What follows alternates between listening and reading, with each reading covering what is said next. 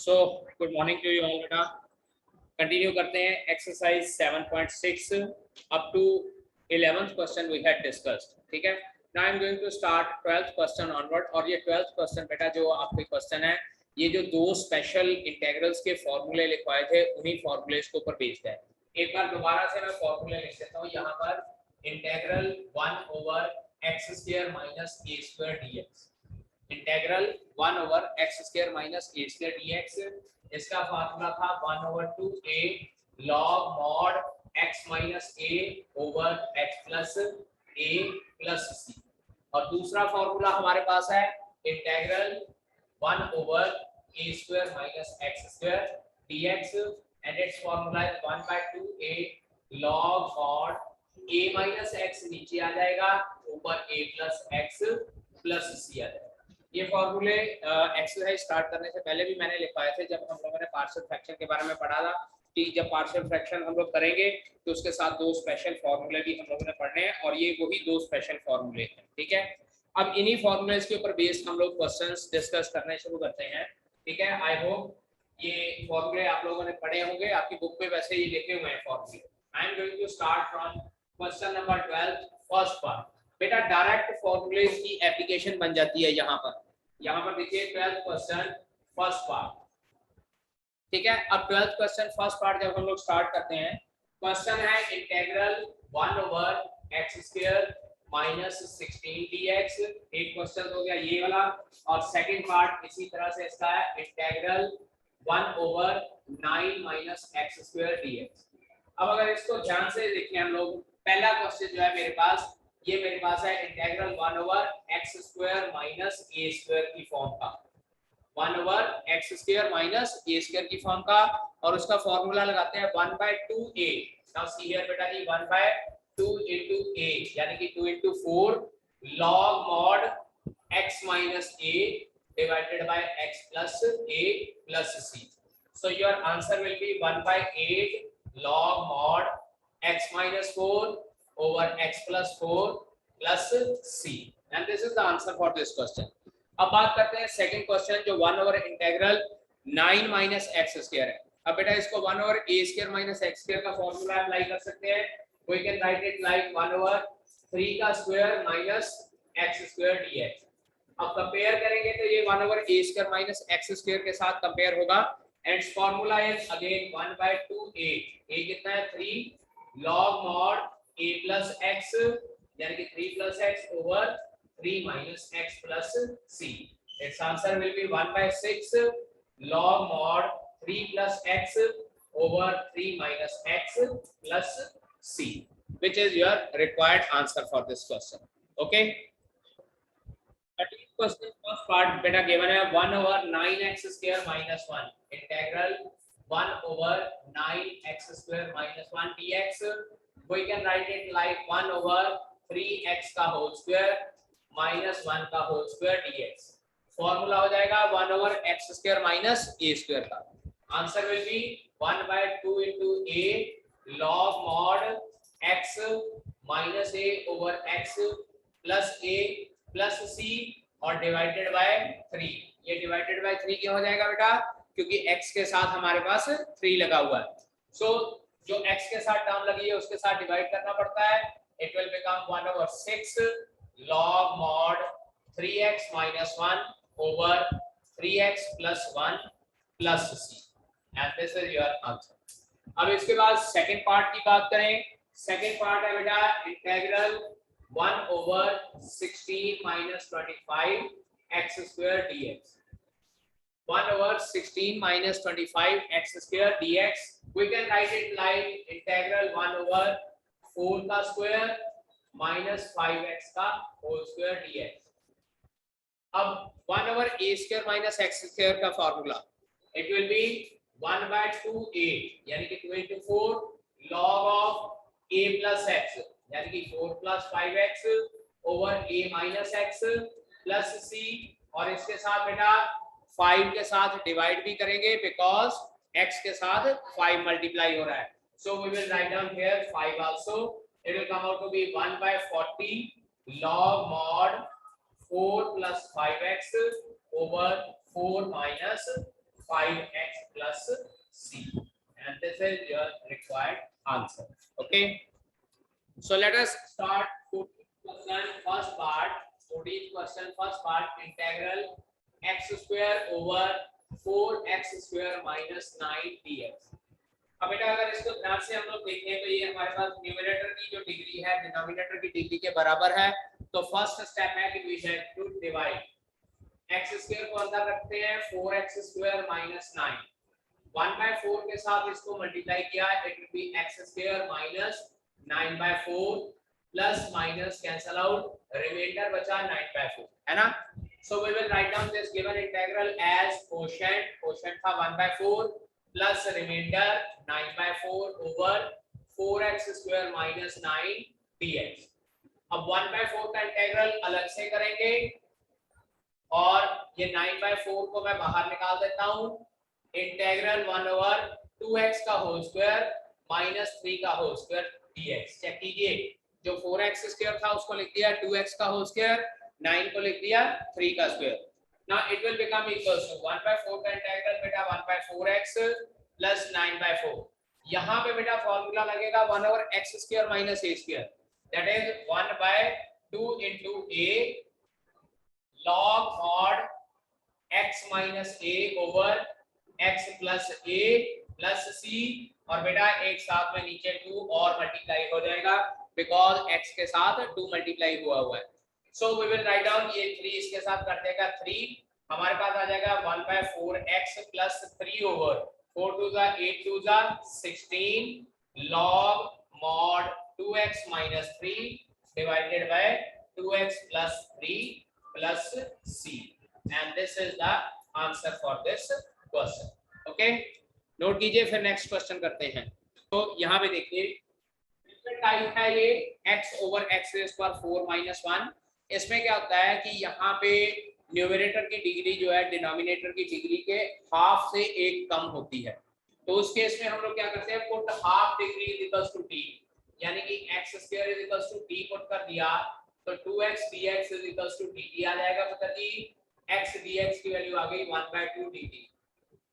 अब इस हिसाब से यहाँ सॉल्व करते हैं, ये आ जाता है 1/2 integral 1 over t square minus 1 dt. Check करो जरा, ऊपर x dx जो है वो तो dt/2 बन जाएगा और जो ओवर वाला 2 है वो बाहर लिख दिया, और जो क्योंकि x स्क्वायर को t पुट किया था तो x रेज़ पर 4 क्या बन जाएगा, t स्क्वायर बन जाएगा. अब यहाँ डायरेक्ट फॉर्मूला अप्लाई होगा x square minus a square का. ये 1/2 बाहर था एज इट इज, अब मैं लगाऊंगा 1/2a 2 into 1 log mod x minus a over x plus a plus c, and this will be equals to 1/4 log mod t की value put कर देते हैं x square minus 1 over x square plus 1 plus c, and this is your answer. वैसे अब हम लोग क्योंकि ये exercise 1 over x square minus a square के फार्मूले से कर रहे थे, तो हम लोगों ने इसको इस तरह से सॉल्व कर लिया है कि पुट x square minus 1. लेकिन बाई चांस मान लीजिए अगर आपको पेपर में याद ना रहे, मैं कहता हूं कि क्योंकि इंटीग्रेशन में कोई भी मेथड लग सकता है. अब जरा ये देखिए, ये क्वेश्चन को मैं ऐसे भी लिख सकता हूं x minus 1 into x plus 1 into x square plus 1 dx. ये समझ लगा कैसे किया मैंने, क्या किया, x रेज़ पर 4 minus 1 को लिखा x square minus 1 into x square plus 1, और उसके बाद x square minus 1 को लिख दिया x minus 1 into x plus 1. अब देखिए बेटा जी क्या फॉर्म बन गई है, a upon x minus 1 plus b upon x minus x plus 1 plus cx plus d upon x square plus 1. अब ये वो बन गया पार्शियल फ्रैक्शन वाला. तो इसका मतलब क्या है कि पेपर में जिस मर्जी मेथड से हम लोग सॉल्व कर सकते हैं, मेथड हम लोगों को आना चाहिए. अंडरस्टैंड. अब अगर इसको पार्शियल फ्रैक्शन से करेंगे तो देख लो ये क्वेश्चन बड़ा लेंथी हो जाएगा. अब इसको इस मेथड से किया, 4-5 लाइनों में काम खत्म हो गया. ठीक है, तो ये याद रखना है, इंटीग्रेशन के क्वेश्चन किसी भी मेथड से सॉल्व हो सकते हैं, आपका मेथड करेक्ट होना चाहिए, you will get the full marks. Understand. So next start the next topic, जो हमारी एक्सरसाइज जो है पार्शियल फ्रैक्शन की, दैट इज कंप्लीटेड. अब इसके बाद जो नेक्स्ट टॉपिक हमारे पास इंटीग्रेशन के चैप्टर में आता है, that is integral by parts, या you can say that integration by parts. Integration by parts का मतलब क्या होता है, एज द नेम सजेस्ट कि हमारे पास पार्ट्स हैं तो हम लोगों को क्या होता है कि यहाँ पे हमारे पास इंटेग्रल में मल्टीप्लिकेशन में दो या दो से ज्यादा फंक्शन होते हैं और हम लोगों ने उन फंक्शंस को पार्ट्स में कट करके इंटेग्रेट करना होता है। That is why it is known as integration by parts. Integration के स्टार्टिंग में मैंने आपको बताया था एडिशन का फार्मूला है, सबको अलग अलग ऐड इंटीग्रेट कर लीजिए, सब्ट्रैक्शन है तो सबको सब्ट्रैक्ट कर लीजिए, लेकिन ना तो डिवीजन का कोई फार्मूला होता है इंटीग्रल में, ना मल्टीप्लिकेशन का। डिवीजन के बारे में हम लोगों ने पढ़ लिया है कि पार्शियल फ्रैक्शन के तरीके से डिवीजन वाले क्वेश्चन किए जा सकते हैं। अगर प्रॉपर फ्रैक्शन है तो कैसे है, इम्प्रॉपर फ्रैक्शन है तो पहले डिवाइड कीजिए, उसके बाद उसको कन्वर्ट कीजिए प्रॉपर फ्रैक्शन में, उसके बाद सॉल्व कीजिए पार्शियल फ्रैक्शन लगाकर। लेकिन अब हम लोग करेंगे कि अगर हमारे पास मल्टीप्लिकेशन में दो फंक्शन आ जाते हैं तो उसको किस तरह से हम लोगों ने इंटीग्रेट करना है। अब यहाँ पे देखिए क्वेश्चन इस तरह से आता है, इंटीग्रेट कीजिए fx into gx into dx। मान लीजिए हमारे पास ये दो फंक्शन है, एक फंक्शन है fx, एक फंक्शन है gx, दोनों को मल्टीप्लिकेशन है and we need to find out the integration. इधर देखिए समझ लीजिएगा, इसको फर्स्ट फंक्शन मान लेते हैं, इसको सेकंड फंक्शन मान लेते हैं। तो इंटीग्रल क्या कहता है, इंटीग्रेशन का पार्ट कहता है कि write down first as it is और सेकंड का इंटीग्रल कर दीजिए minus integral of derivative of first function, पहले फंक्शन का डेरिवेटिव कीजिए into integral of second function कीजिए और उसके बाद इन दोनों का जो रिजल्टेंट आंसर आता है उसके बाद फिर से दोबारा उसका इंटीग्रल करते हैं। दोबारा रिपीट कर रहा हूं, first as it is, second का integral minus integral of derivative of first into integral of second. ठीक है जी, इसके बाद हम लोग ये इंटीग्रेशन सॉल्व कर सकते हैं। अब प्रॉब्लम यहाँ पे एक आ रही है कि मैंने वहां पे लिख दिया जी इसको फर्स्ट फंक्शन मान लेते हैं, इसको सेकंड फंक्शन मान लेते हैं। तो यहाँ पे मैं एक क्वेश्चन अराइज कर सकता हूँ, भाई gx ने हमारा क्या बिगाड़ा है कि gx को हम लोग दूसरे नंबर पे लिख रहे हैं और fx को पहले नंबर पे लिख रहे हैं। ये क्या इसलिए कि fx पहले लिख दिया इसलिए उसको पहला फंक्शन कंसीडर कर लिया और gx को दूसरे नंबर पे लिखा तो दूसरा फंक्शन कंसीडर कर लिया। that should not be the case in this integral।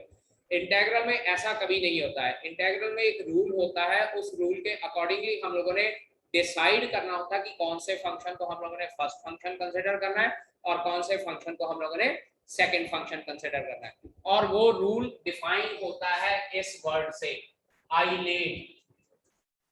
Islet एक वर्ड होता है, इस वर्ड से ये रूल डिफाइन होता है। अब इसमें से आइलेट में ना दो टर्म्स आपके सिलेबस में नहीं है, क्योंकि अप्लाइड मैथ्स में ट्रिग्नोमेट्री की बात नहीं होती है, इसलिए दो टर्म्स नहीं होती हैं। बट फिर भी मैं आप लोगों को बताऊंगा कि आइलेट के मेथड के अकॉर्डिंगली किस तरह से हम लोग डिसाइड कर सकते हैं कि कौन सा फंक्शन पहले नंबर पे आएगा, कौन सा फंक्शन दूसरे नंबर पे। यहाँ पर बेटा आई रिप्रेजेंट करता है inverse trigonometric function, inverse trigonometric function. इसके साथ हमारा कोई वास्ता नहीं है, क्योंकि अप्लाइड मैथ्स के सिलेबस में ना तो ट्रिग्नोमेट्री है ना इनवर्स ट्रिग्नोमेट्री है, बट स्टिल फिर भी हम लोग लिखेंगे। इसके बाद एल है लॉगरिथमिक फंक्शन, ये हम लोगों ने पढ़ा है +1 क्लास में। Then a means algebraic function, algebraic function. और बेटा सारे कांस्टेंट टर्म्स या सारे x वाली टर्में x³ वगैरह ax² + bx + c जो अलजेब्रिक एक्सप्रेशन आती है वो इसके अंडर आती हैं, सारे constant terms as well as polynomials इसके अंडर आती हैं। देन डी फिर से ट्रिग्नोमेट्रिक फंक्शन, ये भी हम लोगों के बस की बात नहीं है, हम लोग नहीं करेंगे। And last is E exponential function, ये भी हम लोगों ने पढ़ा है एक्सपोनेंशियल फंक्शन।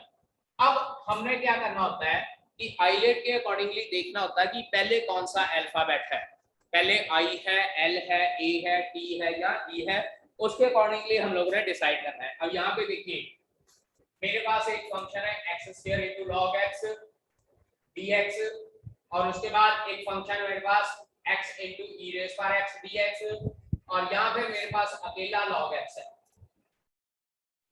ठीक है, अब यहाँ पे देखिए अगर मैं ये कहूँ कि पहले नंबर पे आने वाले को पहला फंक्शन लिख दिया, दूसरे नंबर पे आने वाले को दूसरा फंक्शन लिख दिया, वो प्रॉब्लम क्रिएट करेगा।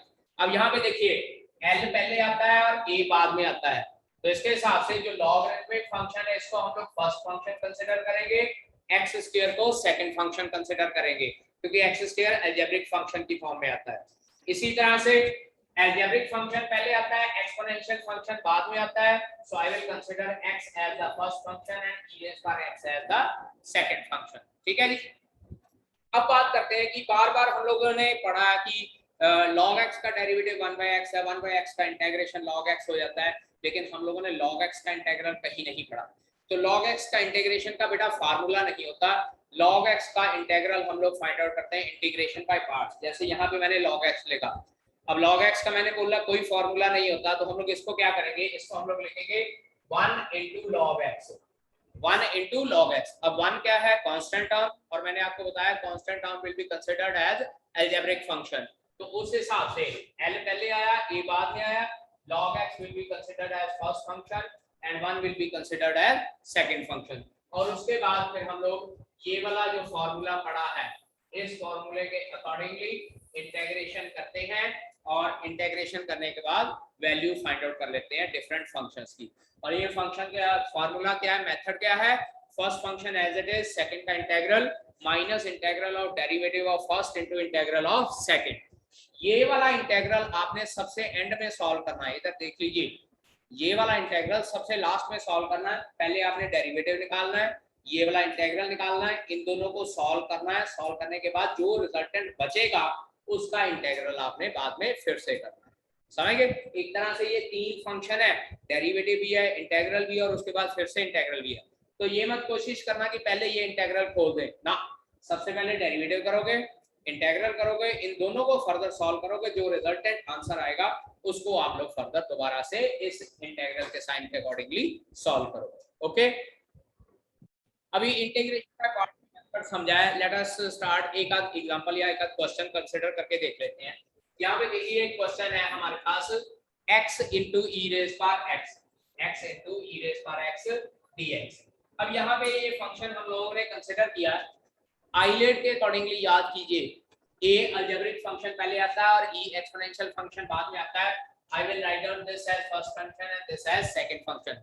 बेटा ये लिखना जो फर्स्ट फंक्शन और सेकंड फंक्शन है, इसे सिर्फ अपनी सहूलियत के लिए लिखना है, कोई कंपल्सन नहीं होती कि वहां पे आपने शो करना कि ये इसको फर्स्ट फंक्शन लिया, इसको सेकंड फंक्शन लिया। अब यूजिंग इंटीग्रेशन बाय पार्ट्स देखिएगा, यूजिंग इंटीग्रेशन बाय पार्ट्स क्या हो जाएगा, देखिए first as it is, second का integral minus integral of derivative of first function into integral of second function. So this will be equals to x e raised power x, क्योंकि e raised power x का integral e raised power x रह जाएगा, minus integral x का derivative कितना होता है पुत्र जी, 1, e raised power x का integral e raised power x दिया है। अब 1 को लिखें या ना लिखें कोई फर्क नहीं पड़ता, अल्टीमेटली मेरे पास फिर से क्या रह गया, e raised power x का इंटीग्रल रह गया। So it will be x e raised power x minus e raised power x plus c। इसके बाद अगर आप लोग e raised power x common निकालना चाहते हैं तो इस तरह से हम लोग कॉमन निकाल के लिख सकते हैं। And this is your required answer, and this is the method how to find out integration of two functions when two functions are multiplied। So बेटा जी remaining question और remaining exercise 7.7 इसके ऊपर based है, that exercise will discuss in the next lecture।